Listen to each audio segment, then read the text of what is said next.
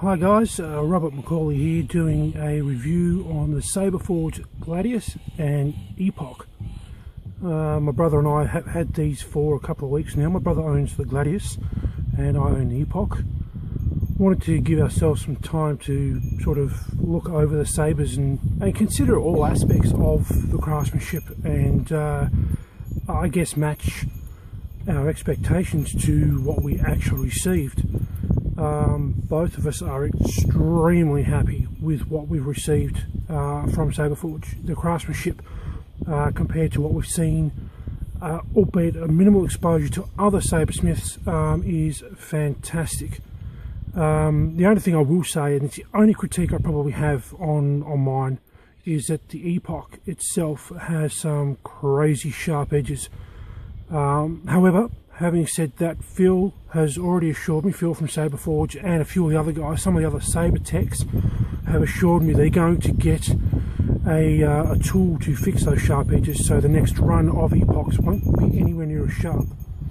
One of the things you can do is obviously on the edge here is place some sticky tape over the backing or the Saber itself where you intend to sand, and get some 8 to perhaps 1200 wet and dry, and about 15 minutes and perseverance, and you will have a relatively comfortable Saber. These guys are both Champion Edition Sabers from Saberforge. Both have illuminating anti-vandal switches. The Epoch has a blue to match the blade, and the Guardian also has a matching anti-vandal switch, which is the amber. As you can see there. And then we'll turn the Gladius on for you as well, just so you can see the amber button. I won't bother turning that one on because there's not a blade in it. We can show you the blades in just a moment. We'll put the blades in for you, and you can have a look at what they look like during the daytime. As you can see, it is quite bright. Everybody wants to know, are the Sabers bright? How bright are the Sabers? Can we see them over daytime? As you saw from the Epoch, with just the window chamber at the base of the emitter there, it is crazy bright. 12 watt LEDs with the Champion Editions. You're getting a maximum benefit out of the light with those. I don't think I'll even bother with any other edition, to be honest. I like the sound's good, the sound's great, the light is great. You get all the settings. The only thing you don't get really, I guess, is your FOC function, your flash on clash, and you don't get to load up songs, but the font itself as a Saber is fantastic.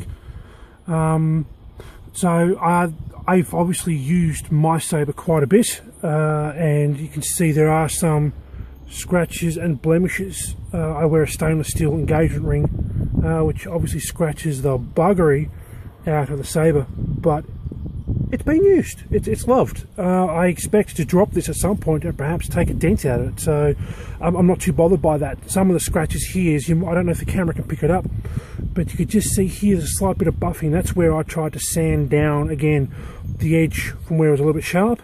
Not fast. I mean, as you can see, my ring's doing enough work on it to scratch it up. So look, if you're precious about these things, you're obviously never going to take them out and you're never going to use them.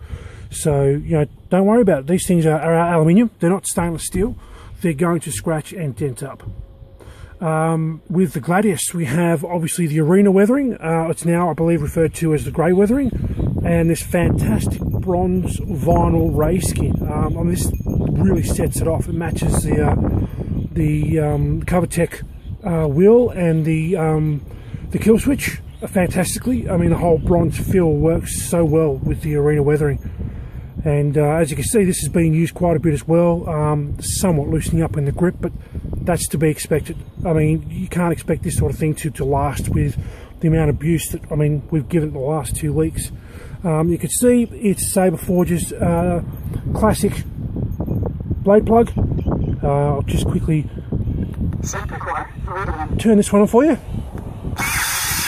And as you can see, even at daytime, my camera on my phone is being absolutely flushed with light, and it's struggling to keep up. So, you know, these things are not dull by any means.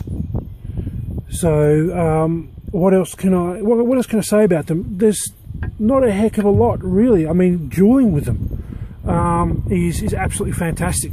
The Epoch, I mean, again, if you've got soft, tender hands, the upper edges here on the shroud might be a little bit aggressive to you, but with you know, a considerable amount of sanding, they shouldn't be an issue. And they should be soft enough to the hands to be able to deal with. I love the Epoch because of the way I twirl it. I can lock my thumb in the top of the window here, and I know it's not going to go anywhere. The Gladius, you know, you've got two prime choke points depending on how you like your grip. I know for a fact my brother likes his grip up nice and high. So you have, I guess, with the head of the Gladius, for lack of a better description, a kind of Saber type arrangement at the top here. Which, you know, allows to, or assists with the weight and the balance ratio. Actually, one of the points between these is the weight. The Gladius is a considerable amount heavier than the Epoch, and that is obviously attributed to the fact that you've got quite a large amount of material still left at either end. So if you're wanting a heavier saber, something that for like a big meaty hand, this will probably suit you perfectly. Having said that, though, obviously when you've got a lot more material at the end, the sound itself won't resonate quite so well. Let's face it, it doesn't vibrate through thick material easily. So we have found, or I personally feel, that my Saber is significantly louder than the Gladius, but not in such a way where it detracts from the Gladius's beauty. I mean, this thing is an absolutely fantastic Saber. I mean, you look at the back of the pommel there, and you can see how far back it goes. And it's sitting right in amongst the meat of the Saber. So as the sound resonates out, it's obviously only got this tiny little old hole here, and that's about it as far as the resonance is concerned on the Gladius. You look at the Epoch, and it's quite thin through the back. You've only got the thin wall through here, and then you've got the pommel for it to resonate through. But also, if I take the kill plug out, you can actually hear it coming through the kill plug. So it's like a small resonance chamber in itself, I guess, you know, another vent for the sound to come out. But, you know, overall, absolutely fantastic Saber designs. Structural integrity is absolutely fantastic. Get on board. I mean, 12-month warranty, you cannot pass that up. I mean, if it breaks, you know, if so long as you haven't abused this, if it breaks through general dueling, if it falls apart by simply hanging on your shelf, if the electronics for whatever reason decides to stop working, you send it back to them. They fix it for you free of charge, and you cannot pass up a 12-month warranty. That's not bad. So any questions, feel free to hit us up. Hope you liked the review. I will pause the camera just now and we'll pop the blades in so you can have a look at what they look like with the blades in during the day. Okay, so back again, and as you can see, we have the blades plugged in now. I will like to just keep you guys to bear in mind that both of these have probably had at least a good hour, I reckon, to an hour and a half of light time. So they've been turned on for about an hour, hour and a half. So they're starting to get on the slightly dim side. I apologise for that. We didn't have the chance to obviously charge these up before we did the video. So I'll turn the Gladius on now for you to have a look at, and you'll see just how bright it is through the daytime. Bearing in mind that we're now, you know, as we're shooting this, daylight savings time at about 5:15. It's the same kind of light you'd expect to see at probably about 3:30, 4 o'clock in the afternoon.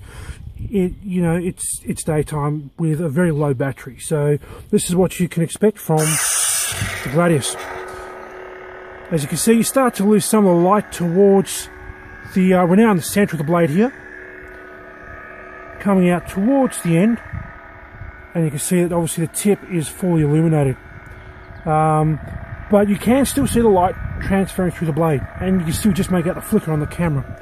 Not too bad for a Saber that otherwise probably needs charging fairly soon, and for daylight. So we'll now move on to, I'll make sure it doesn't fall off the table, move on to the Epoch. Blue obviously being one of the brightest colours available through Saber Forge. Obviously there are brighter colours in the colour spectrum. Blue, green and red tend to shine a lot brighter, and that's just generally how our eyes perceive the light. So you can expect to see obviously a slightly brighter blade again with the Epoch. So I'll just pull the kill switch now. and then we'll light her up. So as you can see, it's coming out sort of almost a teal blue, but this is more of a like a dark blue or a royal blue. And you can see a little light travelling right through the blade.